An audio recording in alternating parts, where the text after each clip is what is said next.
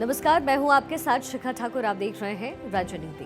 राजनीति में हम सिर्फ देश की सियासत की नहीं बल्कि राज्यों की सियासी नब्ज भी टटोलते हैं। हमारे खास शो राजनीति में हर राज्य की हर वो खबर आपको मिलती है जिससे राज्य की सियासी धुरी हिलती है। सबसे पहले जिक्र होगा बिहार का। बिहार में नई सरकार बन गई है। मुख्यमंत्री नीतीश कुमार की अध्यक्षता में हुई एनडीए सरकार की पहली कैबिनेट बैठक में कई अहम मुद्दों पर चर्चा हुई, साथ ही 4 अहम एजेंडों पर मुहर लगी। उसके बाद कर्नाटक का जिक्र करेंगे और साथ ही राजस्थान का जिक्र होगा, जहां पर कर्नाटक के बाद अब राजस्थान में भी हिजाब को लेकर के माफ कीजिएगा विवाद तेज हो गया है। बीजेपी विधायक बालमुकुंद आचार्य की हिजाब पर की गई टिप्पणी को लेकर के छात्राओं ने सड़क पर जोरदार प्रदर्शन किया। तो वहीं कर्नाटक में हनुमान ध्वज का विवाद थमने का नाम नहीं ले रहा। बीजेपी और हिंदूवादी संगठनों ने जबरदस्त प्रदर्शन किया। दरअसल पुलिस ने 108 फीट का हनुमान ध्वज हटाकर तिरंगा लगाया, जिसके बाद विवाद और बढ़ गया। साथ ही धरती की जन्नत कश्मीर से बेहद दिलकश तस्वीरें आ रही हैं। वादियों पर जमकर बर्फबारी हो रही है जो सैलानियों को अपनी तरफ बुला रही है। तो इन तमाम खबरों पर चर्चा करें, लेकिन सबसे पहले बात बिहार की। बिहार में एनडीए की सरकार बनने के बाद मुख्यमंत्री नीतीश कुमार ने पहली कैबिनेट बैठक की। बैठक में कई अहम मुद्दों पर चर्चा हुई है, जिन पर बीजेपी के दोनों डिप्टी सीएम सम्राट चौधरी और विजय सिन्हा ने अपनी राय रखी। कैबिनेट बैठक में 4 एजेंडों पर मुहर लगी। इनमें संसदीय कार्य के 2 और वित्त विभाग के 2 एजेंडों पर मुहर लगी है। इसके अलावा 5 फरवरी से शुरू होने वाले विधानसभा के बजट सत्र को रद्द करने का फैसला लिया गया है। बिहार कैबिनेट की पहली कैबिनेट बैठक में मुख्यमंत्री नीतीश कुमार को विधानसभा का सत्र बुलाने के लिए अधिकृत कर दिया गया है। यानी अब जब नीतीश कुमार विधानसभा का सत्र बुलाने के लिए राज्यपाल से कहेंगे तभी सत्र बुलाया जाएगा। बैठक खत्म होने के बाद नीतीश कुमार सीएम हाउस पहुंचे, जहां उन्होंने जेडीयू सांसदों के साथ 1 घंटे बैठक की। कैबिनेट बैठक शुरू होने से पहले डिप्टी सीएम सम्राट चौधरी ने सीएम नीतीश के ऑफिस पहुंच करके बातचीत की। सचिवालय में लगे आरजेडी कांग्रेस के मंत्रियों की नेम प्लेट भी हटाई गई और इसके अलावा तेजस्वी के बंगले के बाहर लगी डिप्टी सीएम की नेम प्लेट को भी हटा दिया गया है। उप मुख्यमंत्री सम्राट चौधरी और विजय कुमार सिन्हा ने कहा कि बिहार के विकास के प्रति प्रधानमंत्री नरेंद्र मोदी चिंतित रहते हैं, क्योंकि बिहार भारत की सांस्कृतिक विरासत का हृदय स्थल है और ये विकसित होता है तो पूरा देश विकसित हो जाएगा। देखिए, सिर्फ विकास विकास और विकास, बिहार के विकास की चिंता के लिए, क्योंकि लालू प्रसाद जी के राज्य में आतंक का राज स्थापित हो रहा था।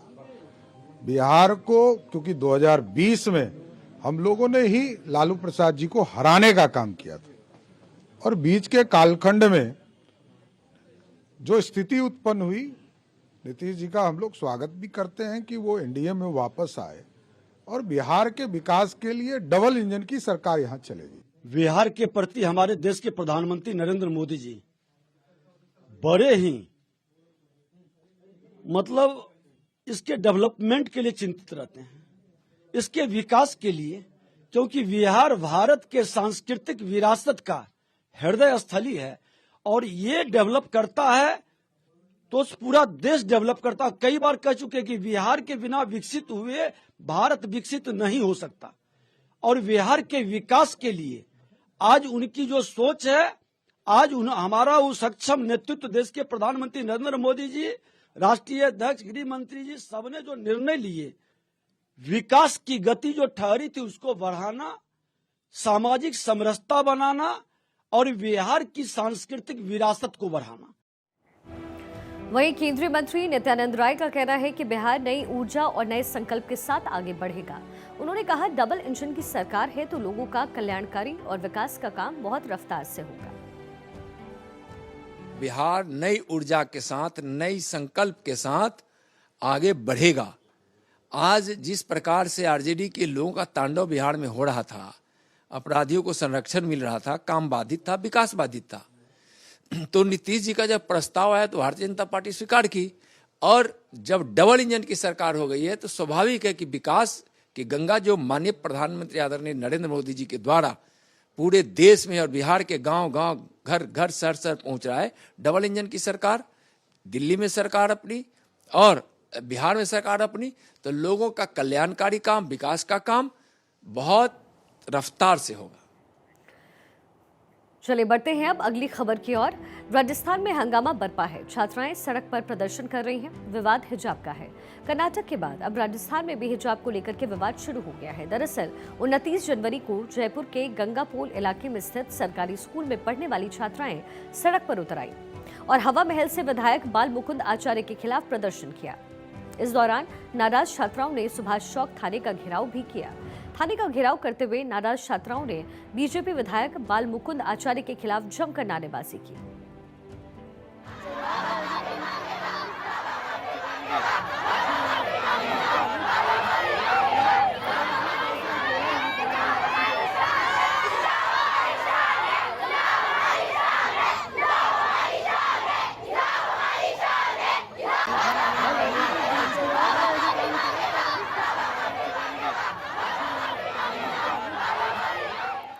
विरोध कर रही छात्राओं का कहना है कि स्कूल के एनुअल फंक्शन में स्थानीय विधायक बाल मुकुंद आचार्य को बुलाया गया।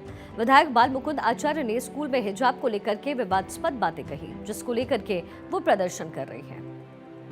हमारे स्कूल में एनुअल फंक्शन था, उसमें उन्होंने आके नारे लगाए और जब सारे बच्चे नारे नहीं लगा रहे, वो ये बोल रहे कि आपको किसी ने मना किया है नारे लगाने के लिए, और फिर सारे बच्चे नारे लगा रहे और वहाँ की मैम ने भी नारे लगाए। पहली बात तो स्कूल शिक्षा का घर है, वहाँ पे धार्मिक नारे लगवाए क्यों गए? और दूसरी बात, वहाँ पे हमें हिजाब की आपत्ति जताई गई है कि लड़कियाँ हिजाब में नहीं बैठेंगी, हिजाब से सारा माहौल खराब कर रखा है। क्या ये शादीशुदा लड़की है? शादीशुदा लड़की है जो ये हिजाब ओढ़ेंगी, हिजाब नहीं ओढ़ेंगी, इसे चेंज करवाओ, हम इसे चेंज नहीं करेंगे। वहीं इस पूरे मामले पर बीजेपी विधायक बाल मुकुंद आचार्य का भी स्टेटमेंट सामने आया है, जिसमें उन्होंने स्कूल में 2 तरह के ड्रेस कोड पर सवाल खड़े किए। मेरा सवाल बिल्कुल वाजिब है। जब स्कूल सरकारी विद्यालय का अपना एक ड्रेस कोड बना हुआ है, नियम बना हुआ है, उस अनुरूप सारा अध्ययन हो रहा है, उस अनुरूप वहाँ नियम कायदा है। स्कूल होता किस लिए? फिर नियम सिखाने के लिए। और वहाँ पर इस प्रकार का वातावरण जो बना रखा था वो थोड़ा सा विचारणीय है। भारत माता की जय गलत है। मैंने कहा हम सब मिलकर भारत माता की जय बोलें। उनको ये भी समझाया कि भारत ये देश है, माता ये धरती है, जिस धरती पर आपका हमारा रहना है वो हमारी माँ की भी माँ है, तो इसका सम्मान हमारे लिए सर्वोपरि है। और अब जाहिर है इस पूरे मामले को लेकर के राजस्थान विधानसभा में भी जमकर हंगामा हुआ। कांग्रेस विधायक रफीक खान ने राजस्थान विधानसभा में शून्यकाल के दौरान हिजाब का मामला उठाया, जिस पर सत्ता पक्ष ने आपत्ति दर्ज करवाई। इस दौरान संसदीय कार्य मंत्री जोगाराम पटेल ने तुष्टीकरण बंद करो के नारे भी लगाए।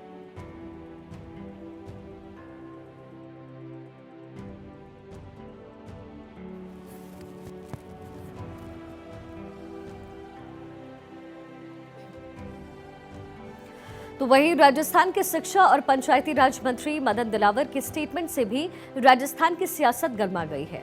शिक्षा मंत्री ने स्कूल में सिलेबस चेंज करने की तैयारी पर कहा कि अकबर को महान, शिवाजी को पहाड़ी चूहा, भगत सिंह, चंद्रशेखर आजाद को आतंकवादी बताया गया, तो इस तरह की बातों को सिलेबस से हटाया जाएगा।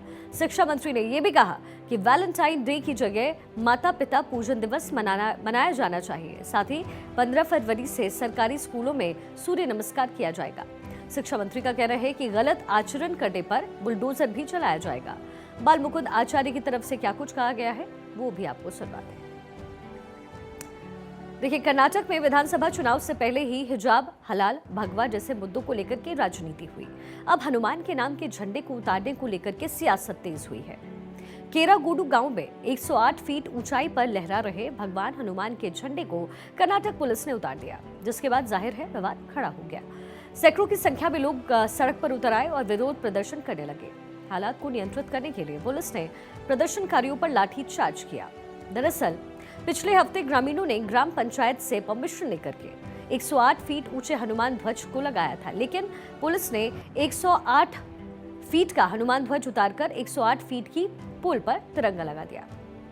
जिसके बाद नाराज ग्रामीणों ने दुकानें बंद करके खूब वहां पर विरोध किया। बताया जा रहा है कि हनुमान ध्वज लगाने के लिए केरागुडू और आसपास के 12 गांवों में लोगों ने मिलकर के चंदा इकट्ठा किया था, जिसके बाद ये हनुमान ध्वज फहराया गया। लेकिन ध्वज उतारने के बाद माहौल तनावपूर्ण हो गया। बीजेपी नेताओं और हिंदूवादी संगठनों के कार्यकर्ताओं ने झंडा हटाए जाने की निंदा करते हुए विरोध प्रदर्शन किया। आज कांग्रेस हनुमान ध्वज निकाल करके तालिबान ध्वजा लगाना चाहता था। हनुमान ध्वज लगा के ही जाएंगे आप? हाँ लगाएंगे, हनुमत ध्वज लगाएंगे। वो जमाना हो गया, तालिबान लगाने का जमाना हो गया। वहीं इस पूरे मामले पर कर्नाटक की सीएम सिद्धरमैया ने बीजेपी और जनता दल सेक्युलर पर माहौल खराब करने का आरोप लगाया। उन्होंने कहा कि बीजेपी लोकसभा चुनाव के लिए माहौल बना रही है।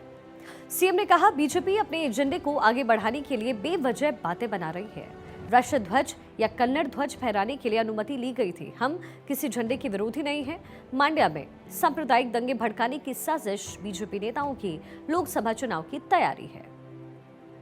मामले की गंभीरता को देखते हुए इलाके में धारा 144 लगा दी गई है। भारी पुलिस बल की तैनाती कर दी गई है और इस पूरे मामले पर जनता दल सेक्युलर के अध्यक्ष HD कुमारस्वामी ने कहा कि कांग्रेस में के अब बुरे दिन उसकी शुरुआत हो रही है।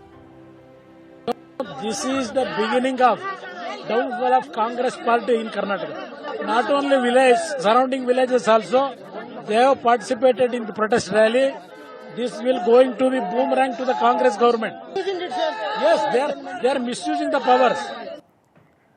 हनुमान ध्वज को उतारने को लेकर के विरोध प्रदर्शन लगातार बढ़ता जा रहा है। ग्राम पंचायत के अधिकारियों ने झंडा हटाने के लिए गांव का दौरा किया। ग्रामीणों ने अधिकारियों के विरोध में वापस जाओ के नारे भी लगाए और इस विवाद ने राजनीतिक मोड़ अब ले लिया है।